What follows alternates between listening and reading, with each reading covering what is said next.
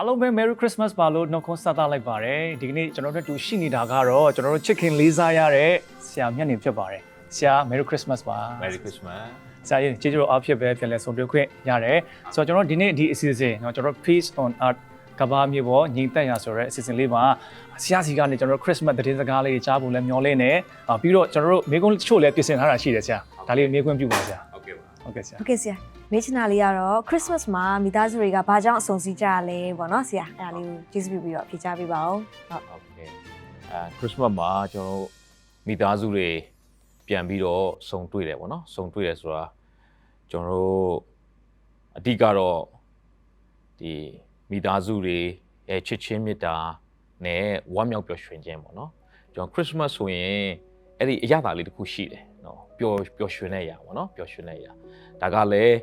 ကျွန်တော်တို့ကိုကယ်တင်မဲ့ဖရာဒီလောကကြီးကိုကြွလာတဲ့အခါမှာလူသားအလုံးဝမ်းမြောက်ကြတယ်ပျော်ကြတယ်เนาะအမိသားစုတွေလည်းအတူတူကပြန်လဲဆုံတွေ့တယ်ပျော်ရွှင်ဝမ်းမြောက်ကြတယ်နောက်ပြီးတော့ချစ်ချင်းမေတ္တာကိုဖော်ပြတဲ့အရာလေးလည်းဖြစ်တာပေါ့เนาะပျော်ရွှင်ဝမ်းမြောက်ခြင်းနဲ့မေတ္တာရဲ့เนาะပြရုပ်လေးတစ်ခုပေါ့เนาะဒါကတော့ကျွန်တော်တို့နိုင်ငံ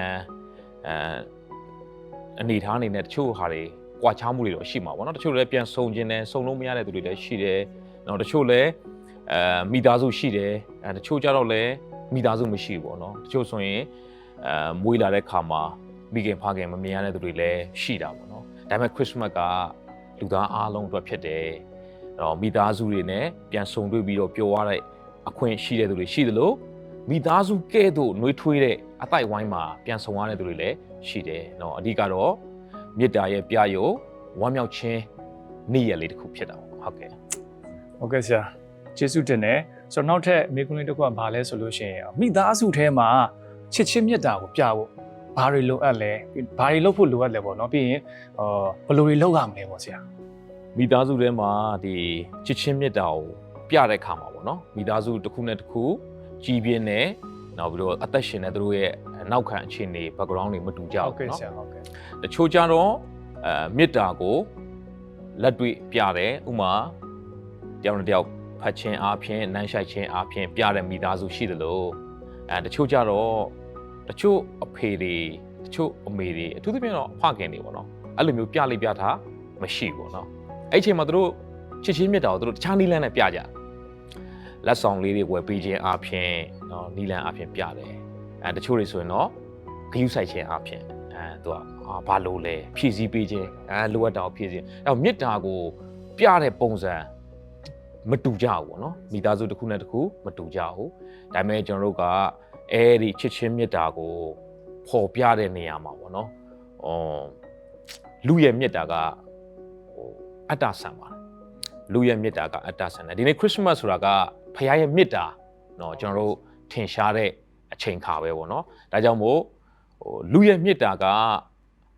ကိုယ့်ရဲ့လိုချင်မှုရလိုမှုเนาะချစ်စရာကောင်းမှုအခြေအနေတစ်ခုခုပေါ်မှာအခြေခံတယ်ဒါပေမဲ့ဖခင်ရဲ့မေတ္တာကိုရတဲ့ခါမှာကျတော့ရလိုမှုထက်ဖြည့်ဆည်းပေးခြင်းပေါ့နော်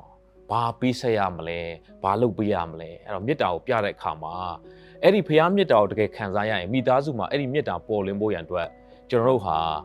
ကိုယ့်ရဲ့ရလိုမှုအတွက်ကိုမစင်စားဘဲနဲ့အဲ့တော့မှာကိုကအချစ်ခံတဲ့နေရာမဟုတ်ဘဲနဲ့ကိုကဘာလုပ်ပေးရမလဲဘာဖြည့်ဆည်းပေးရမလဲအဲ့ဒီလိုအတွေးမျိုးအဲ့ဒီလိုခံယူချက်နှလုံးသားမျိုးရှိရင်နော်ဖြည့်ဆည်းပေးခြင်းနဲ့နှလုံးသားပေးဆက်ခြင်းနဲ့နှလုံးသားပေါ့နော်အဲ့ဒီလိုမျိုးနဲ့ပြမယ်ဆိုရင်တော့ဒါဖခင်ရဲ့မေတ္တာနဲ့တကယ်ကိုတာရတယ်မိသားစုဖြစ်မယ်တချို့အဲ့လိုမိသားစုမရှိအောင်မှာအတိုင်းဝိုင်းနော်တချို့ကိုယ့်ရဲ့မိတ်ဆွေအပေါင်းအသင်း